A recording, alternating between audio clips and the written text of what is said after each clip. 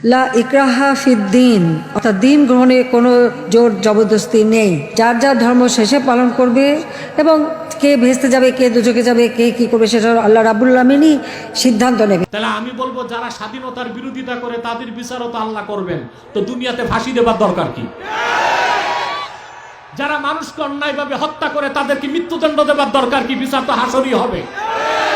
যারা ধর্ষণ করে মহিলাদের সম্ভ্রমকে নষ্ট করছে, বিচার তো হাসরই হবে, তাদেরকে মৃত্যুদণ্ড দেবার দরকার কি? যারা দুর্নীতি করছে তাদের তো হাসরি বিচার হবে, দুদক দিয়া গলায় রশি দেবার দরকার কি? ওনারা বুঝে, কিন্তু বক্তব্যের মাধ্যমে বুঝায়। ওনারা জিএমটিটি, জাতে মাতাল তালে ঠিক। আল্লাহ সুবহান শানে, আল্লাহর হাবিব মুহাম্মদ সাল্লাল্লাহু আলাইহি সাল্লামের আরশ চুম্বি মর্যাদার বিরুদ্ধে বাক স্বাধীনতার দোহাই দিয়া কাফের মুশরিক নাস্তিক ব্লগাররা বেয়াদবি করবে, মুসলমান তার ফাঁসি চাইলে বলা হবে লা ইকরাহা ফিদ্দিন। আল্লাহ বলছে দিনে জবরদস্তি নাই না, আল্লাহ এই কথা বলেন নাই। ওই ক্ষেত্রে আল্লাহ বলছেন তুমি সর্বোচ্চ শক্তি প্রয়োগ করে আল্লাহ তার রাসূলের শত্রুর বিষ দাঁতকে ভেঙে দাও। লা ইকরাহা ফিদ্দিন ক্বাদ তাবায়্যানার রুশদু মিনাল গায়। এখানে আল্লাহ তাআলা দিন বলতে পূর্ণাঙ্গ জীবন বিধান দিন ইসলামের কথা বলেছেন। এখন লা ইকরাহা ফিদ্দিন অর্থ কি? ইকরাহ শব্দটার অর্থ কি? আমাদের দেশে বলে ওই যে ওই সব রাজনৈতিক নেতারা, বুঝেন না, যারা ধর্মনিরপেক্ষতার ঠিকাদারি নিছে, ওরা বলে আল্লাহ বলছেন দিন ইসলামে বাড়াবাড়ি নাই। আল্লাহ কিন্তু এটা বলেন না, আল্লাহ বলছেন জবরদস্তি নাই। জবরদস্তি আর বাড়াবাড়ি এক জিনিস? আকরাহা ইউকরিহু, ইকরাহ মানি চাপিয়ে দেওয়া, মন না চাইতো বাধ্য করা। এটার বাংলা হবে জবরদস্তি, বাড়াবাড়ি না।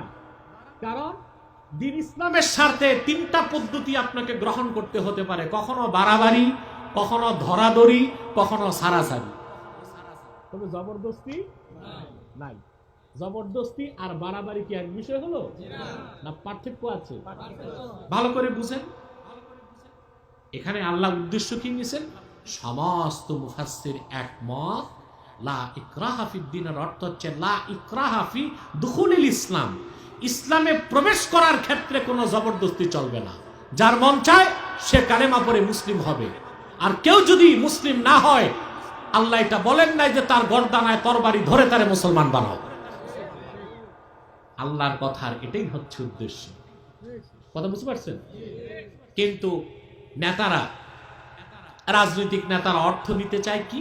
যে আল্লাহ বলছেন দিন ইসলামে জবরদস্তি নাই, অর্থাৎ কেউ যদি আল্লাহ তার রাসূলের শানে বেয়াদবি করে, আপনারা তাসবিহ নিয়ে ঘরে বসে থাকবেন, মিছিল মিটিং এ যাবেন না, তার ফাঁসি চাইবেন না। কেন চাইবেন না? আল্লাহ বলছেন দিন ইসলামে জবরদস্তি নাই, তার ফাঁসি চাইবেন কেন? বিচার তো আল্লাহ হাসরে করবেন। তাহলে আপনারা দুনিয়ায় মুরতাদের শাস্তি, ফাঁসি চান কেন? তাহলে আমি বলবো, যারা স্বাধীনতার বিরোধিতা করে তাদের বিচারও তো আল্লাহ করবেন, তো দুনিয়াতে ফাঁসি দেবার দরকার কি? যারা মানুষকে অন্যায়ভাবে হত্যা করে তাদেরকে মৃত্যুদণ্ড দেবার দরকার কি? বিচার তো হাসরই হবে। যারা ধর্ষণ করে মহিলাদের সম্ভ্রমকে নষ্ট করছে, বিচার তো হাসরই হবে, তাদেরকে মৃত্যুদণ্ড দেবার দরকার কি? যারা দুর্নীতি করছে তাদের তো হাসরি বিচার হবে, দুদক দিয়া গলায় রশি দেবার দরকার কি? ওনারা বুঝে, কিন্তু বক্তব্যের মাধ্যমে বুঝায়। ওনারা জিএমটিটি, জাতে মাতাল তালে ঠিক।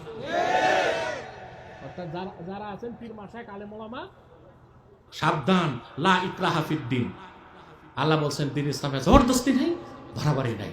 অতএব কে কাফের হইল, কে মুরতাদ হইল, ইসলামের বিরোধিতা করলো, মুসলমানের অস্তিত্বকে বিনষ্ট করতে চাইলো, তার বিরুদ্ধে আপনারা চুপ থাকবেন, মসজিদে বসে তাসবিহ পড়বেন আর মুনাজাতে দোয়া করবেন। ওনারা এই ব্যাখ্যাটাই জাতিকে শিখাতে চায়। লা ইকরাহা ফিদ্দিন, সমস্ত মুফাসসির একমত।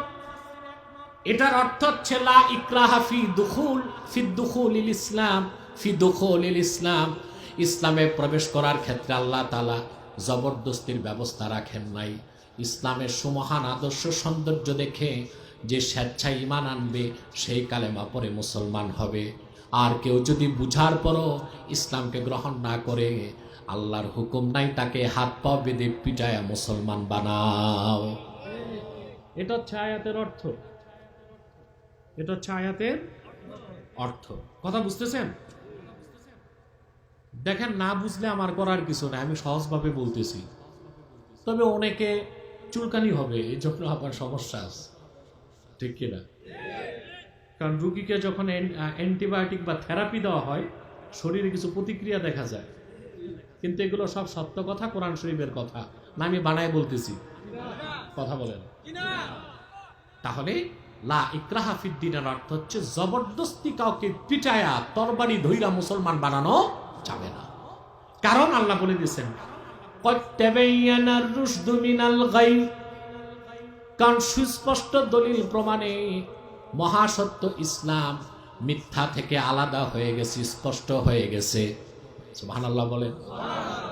প্রত্যেকটা বিবেকবান মানুষ বুঝতে পারে কোনটা সত্য, কোনটা মিথ্যা, কোনটা সঠিক, কোনটা ব্যাঠিক, ঠিক কিনা? সেজন্য আল্লাহর হুকুম কাউকে পিটায়া মেরে তরবারি ধরে কালেমা পড়ায় মুসলমান বানাবার সুযোগ নাই। একটা কথা মনে রাখবেন ভালো করে, জবরদস্তি মুসলমানও বানানো যায় না, জবরদস্তি কাফেরও বানানো যায় না। এটা আল্লাহ কোরআন শরীফে বলেছেন। হ্যাঁ, ইল্লা মান উকরিহা ওয়া কলবুহু মুতমাইন্নুম বিল ঈমান।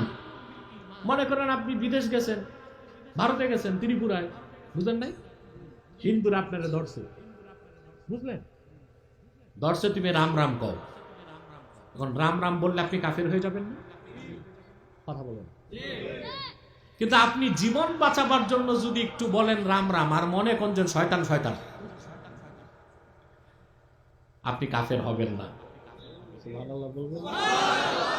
আপনি কাফের?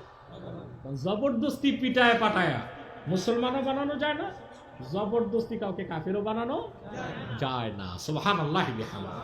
কথা খেয়াল করতেছে? তবে দিন প্রতিষ্ঠার ক্ষেত্রে, দিনের সুমহান স্বার্থে আপনাকে প্রয়োজনে জবরদস্তিতে যেতে হবে। কথা বুঝতে পারছেন? যেমন কাউকে জবরদস্তি জুলুম করে মুসলমান বানানো যাবে না, কিন্তু কোন কাফের গোষ্ঠী যদি ইসলামের অস্তিত্বে আঘাত করে, আল্লাহর হুকুম আপনি তখন চরমপন্থা গ্রহণ করবেন। আল্লাহ বলেন ওয়াকাতিলুহুম হাত্তা লা তাকুনা ফিতনাহ ওয়া ইয়াকুনা আদ-দীনু কুল্লুহু লিল্লাহ। যারা ইসলামকে মিটায় দিতে চায়, মুসলমানদের অস্তিত্ব বিলীন করে দিতে চায়, তাদের বিরুদ্ধে তোমরা যুদ্ধ করো, লড়াই করো, যতক্ষণ ফিতনা নির্মূল না হয়ে যায়, আল্লাহর দ্বীন সারা জমিনে কায়েম না হয়ে যায়। এটা কি জবরদস্তি নয়? কথা বলে না। তাহলে দেখা যাচ্ছে ইসলাম ক্ষেত্র বিশেষ দিয়েছে চরমপন্থা, ক্ষেত্র বিশেষ মধ্যপন্থা, ক্ষেত্র বিশেষ শিথিল পন্থা, এক্সট্রিমিজম, মিডলিজম, নিউট্রালিজম, তিনটাই দিয়েছে ইসলাম। কথা বুঝতে পারছেন? কটা জিনিস? তিনটা। ক্ষেত্র বিশেষ চরমপন্থা, ক্ষেত্র বিশেষ মধ্যপন্থা, ক্ষেত্র বিশেষ শিথিল পন্থা। যারা বলে ইসলামের মধ্যে জবরদস্তি নাই, এই কথা বলে তারা এই অপব্যাখ্যাই দিতে চায় মুসলমান শুধু নামাজ রোজা হজ যাকাত নিয়ে থাকবে, আল্লাহর দ্বীন কায়েমে মুসলমান যেন ময়দানে না নামে, এটা তাদের উদ্দেশ্য। ঠিক কিনা বলে? আল্লাহ সুবহান শানে আল্লাহর হাবিব মুহাম্মদ সাল্লাল্লাহু আলাইহি সাল্লামের আরশ চুম্বি মর্যাদার বিরুদ্ধে বাক স্বাধীনতার দোহাই দিয়া কাফের মুশরিক নাস্তিক ব্লগাররা বেয়াদবি করবে, মুসলমান তার ফাঁসি চাইলে বলা হবে লা ইকরাহা ফিদ্দিন। আল্লাহ বলছে দ্বীনে জবরদস্তি নাই না, আল্লাহ এই কথা বলেন নাই। ওই ক্ষেত্রে আল্লাহ বলছেন তুমি সর্বোচ্চ শক্তি প্রয়োগ করে আল্লাহ তার রাসূলের শত্রুর বিষ দাঁতকে ভেঙে দাও, কালো হাতকে ভেঙে দাও, নির্মূল